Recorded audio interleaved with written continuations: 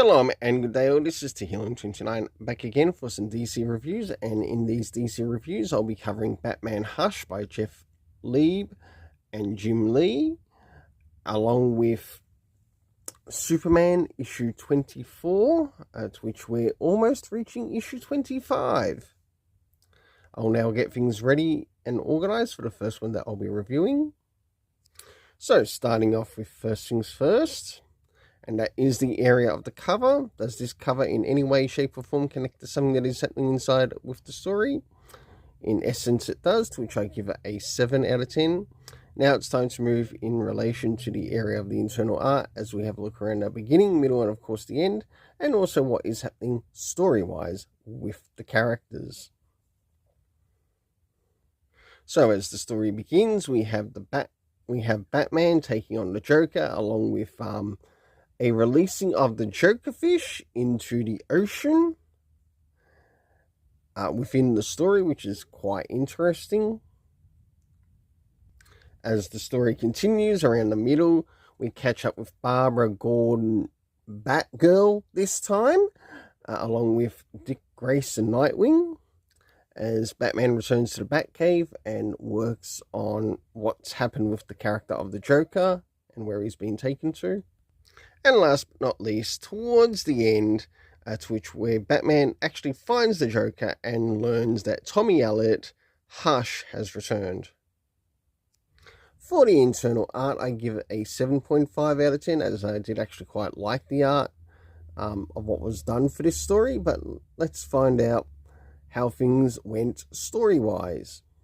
So first things first, did this story get any comic book references that might actually be important to where this story is going?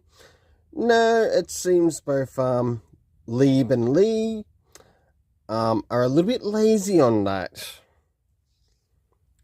Considering Jim Lee is also meant to be the president, he also seems to be a very lazy president. As lazy as Trump, I'm going to have to say. Whether he likes it or not, I don't really give a flying Fruit Loop. Alright.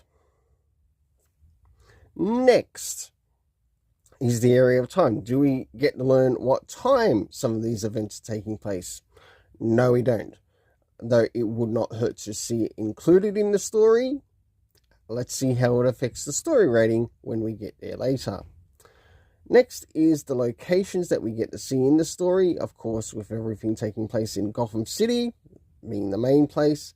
And of course, we get to see the Batcave. We don't actually get to see where the Joker was being held in his event, of where he was taken by Tommy Elliott. Next is the cast of characters consisting of Joker, Bruce Wayne Batman, Dick Grayson Nightwing, Barbara Gordon Batgirl. We also had the appearance of Talia al Ghul, which was quite nice, and I did like the suit that was also used for her. We had Tommy Elliott Hush, and last but not least, we got to see Jim Gordon in there too. For the overall story rating, I give it a 6.5 out of 10. Now it's time to move into Superman issue 24. So as we move into Superman issue 24, does this cover in any way, shape or form connect to something that is happening inside with the story? In essence it does, to which we sort of get to see a bit of a reflection of sorts between the difference between Mercy, who is an assistant under Lex Luthor, and also Superwoman, who is Lois Lane in this. So for that, I give the cover a 7.5 out of 10. Now it's time to move in relation to the area of the internal art, and also as we have a look around the beginning, middle and end of what's happening story-wise with the characters. So as the story begins, we have Superman returning to Supercorp, which is still Supercorp at this time and not returned to LexCorp. And of course, we end up seeing Lex Luthor and Mercy, or Lex Luthor and some other things happening between them.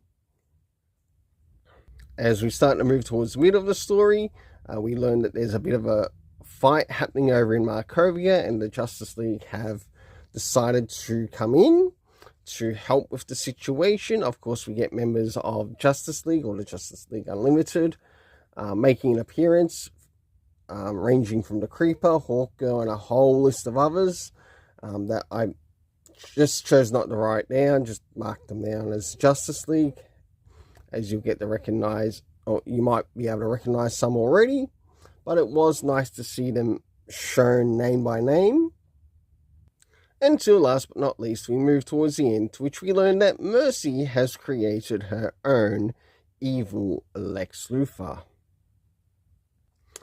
So, for the internal art, I give it a 7 out of 10. Now it's time to move in relation to the area of the story. So, considering how far we are, did we get any comic book references? And sure enough, we got quite a number of comic book references.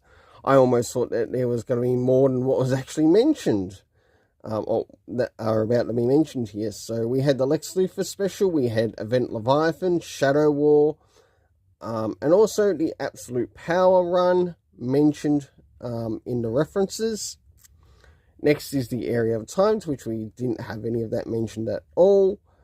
The locations we got to see within the story were Metropolis and Markovia. And of course, last but not least, we get the cast of characters consisting Clark Kent Superman, Lois Lane as the Superwoman, Lex Luthor, Mercy, and of course the members of the Justice League. For the overall story rating, I give it a 7 out of 10. Until then, let's keep it colourful and have yourself an awesome day.